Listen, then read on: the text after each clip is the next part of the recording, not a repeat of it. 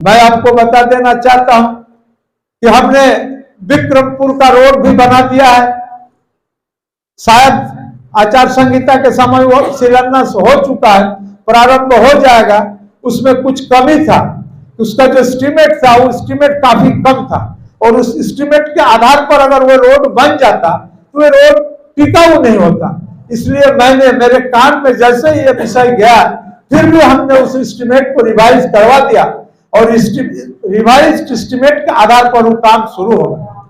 आप पांचकुड़ी, जैसे ही विक्रमपुर से पांचकुड़ी जाएंगे, पांचकुड़ी से अंबा तक जाने के लिए भी आपको दिक्कत नहीं है, उस पथ को भी हमने बना दिया। और अंबा के थोड़ा आगे, गांव से आगे, रामपुर से लेकर के गोलजोड़ तक, और जैसे ही गोलजोड़ आप पहुंच जाइएगा, उसके बाद आप दुमका जाएं या रांची जाएं या आसनसोल जाएं, हमारे देश के अंदर में किसी भी शहर जाएं, फिर आपको तकलीफ नहीं है। इन तमाम कामों को हमने करके रखा है। एक बात का सूचना आप लोगों के बीच दे देना भी बहुत जरूरी है कि हमारा चौधरी मोड़ से लेकर के छोलापड़िया होते हुए मुड़ापड़िया तक का एक सड़क, मैंने पहला बार जब आपका आशीर्वाद प्राप्त किया था, उस समय ही उसका निर्माण कार्य प्रारंभ किया था। निर्माण कार्य में विलंब होने के कारण और आपका आशीर्वाद से मुझे वंचित होने के कारण फिर वो रोड फंस गया, यानी ठेकेदार काम छोड़ करके भाग गए, और इसी तरह का हालत अंबा में भी हुआ था। तो जो भाग गया, भाग जाने के बाद एक लंबी प्रक्रिया के माध्यम से गुजरना पड़ता है। फिर ठेकेदार को नोटिस देना पड़ता है, 3 नोटिस के बाद काम रिसाइंड होता है। रिसाइंड होने के बाद पुनः उसका प्राक्कलन बनता, डीपीआर बनता है, पुनः प्राक्कलन बनता है, इनको अप्रूव कराना पड़ता है। अप्रूव कराने के बाद फाइनेंस में जाता है, फिर पैसा दिलवाना पड़ता है, तो भी टेंडर प्रोसेस में आता है। मैंने इस काम को पूरा कर दिया है और टेंडर प्रोसेस में आ गया था, टेंडर हो भी चुका था। आज देखिए दुर्भाग्य कि टेंडर होने के बाद सिंगल टेंडर हो गया, और सिंगल टेंडर हो जाने के बाद वो काम का इकरारनामा हो नहीं सका, और काम का इकरारनामा नहीं हुआ, जिसके चलते काम शुरू नहीं हो पाया। मैं पूरा प्रयास कर रहा हूं कि कितना जल्दी दोबारा टेंडर हो। पहले बार का टेंडर में कोई पार्टिसिपेट नहीं किया, टेंडरर लोग, जो ठेकेदार लोग भाग नहीं लिया।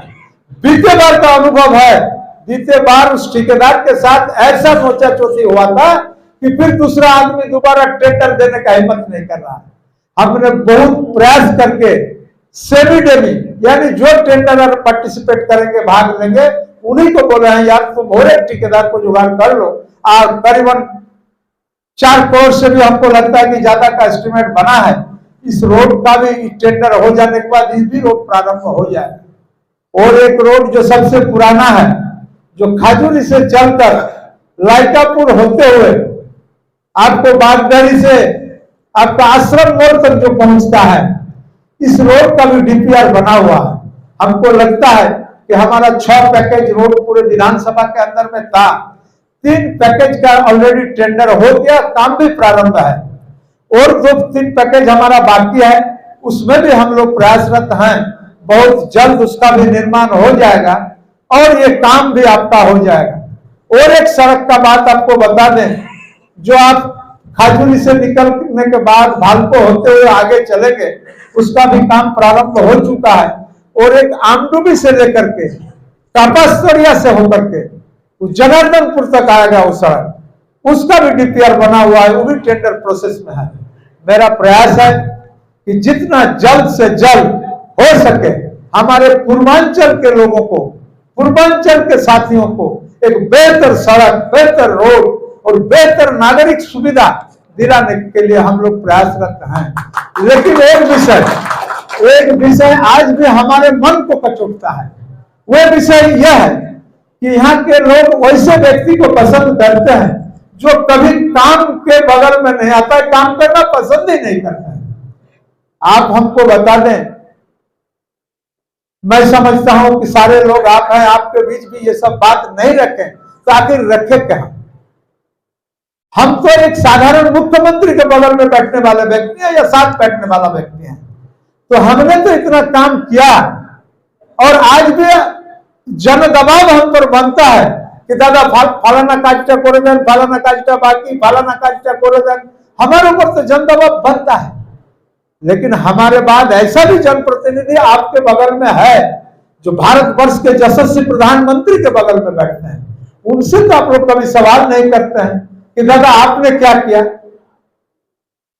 मैं कहना चाहता हूं आप तमाम नवयुवक को, आप वोकल बनिए, आप मुखर बनिए, आप जनप्रतिनिधि को सवाल करना सीखिए, हमको भी सवाल करिए कि आपने क्या किया पिछले 5 साल में।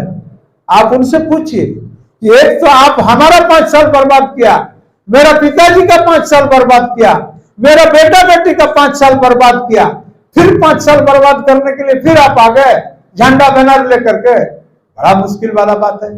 जब तक इस चीज को पूछने नहीं सीखेगा तब तक सुख सुविधा से आप कोसों दूर रहेंगे। यही नियम है। हम लोग तो पूरा विधानसभा को कंप्यूटर की तरह अपना दिमाग में रख करके काम करते हैं, और लोग एक बार चुनाव जीत जाने के बाद आपको झांकने के लिए भी आपके पास पीछे नहीं आता है। हमको लगता नहीं है कि 3 करोड़ का एक थाना का बिल्डिंग बनेगा, इसका भी लोगों को आता पता है कि नहीं, हमको नहीं पता है। हमारे पत्रकार बंधु लोग भी नहीं सवाल जवाब करते हैं कि 5 साल में आपका अचीवमेंट बता दीजिए, आपने नाला कुंडे फतेहपुर के लिए क्या किया।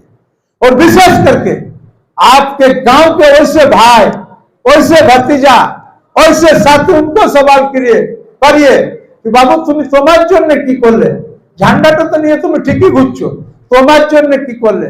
वो आपको जवाब देगा ना আমরা নিজের কাজের জন্য তো পার্টি করি না। খুব ভালো কথা, তুমি তোমার পরিবারের জন্য কি করলে, বলে না না আমরা পরিবারের জন্য কাজ করি না, আমরা সার্বজনিক কাজ করি। তাহলে তুমি পাড়ার জন্য কি কাজ করলে বলো, তুমি তোমার পঞ্চায়েতের জন্য কি কাজ করেছো বলো। ভোট খুঁজতে যাবে আর কাজের বেলায় লবডঙ্কা, কোনো কাজ নাই। मैं कहना चाहता हूं, मेरा इशारा आप स्पष्ट समझ रहे हैं, वैसे दल के लोगों के प्रति है।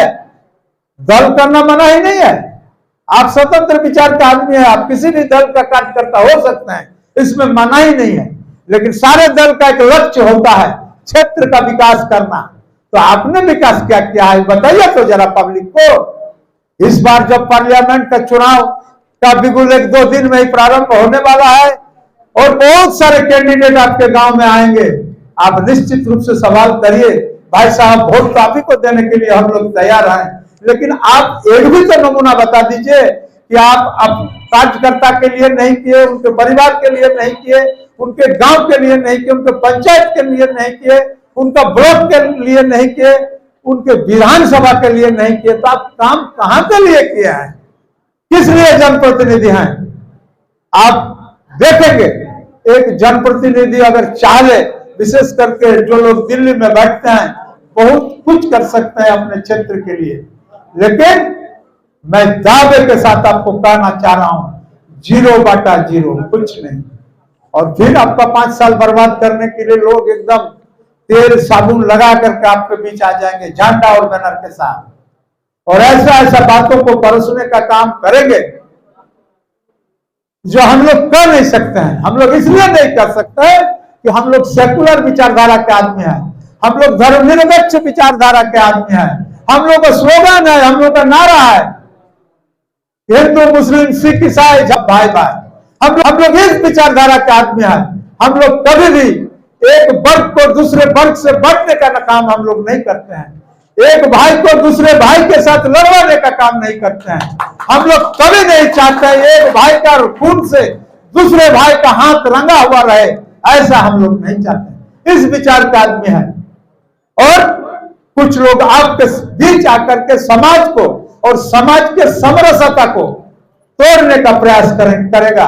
और मैं आपको बता देना चाहता हूं, इस समरसता को तोड़ना ही उनके राजनीतिक पूंजी है। अगर इस चीज को आप नहीं समझ पाएंगे तो आने वाला समय में हम अपने लिए और अपने क्षेत्र के लिए बहुत बड़ा हानि कर लेंगे। और सबसे ज्यादा भुगतना किनको पड़ेगा जानते हैं, लॉ एंड ऑर्डर का जो मेंटेन करते हैं हमारा बड़ा बाबू से लेकर के बड़ा बड़ा पुलिस पदाधिकारी, उन लोगों को ऐसा स्थिति पैदा करने के लिए आपको पता होगा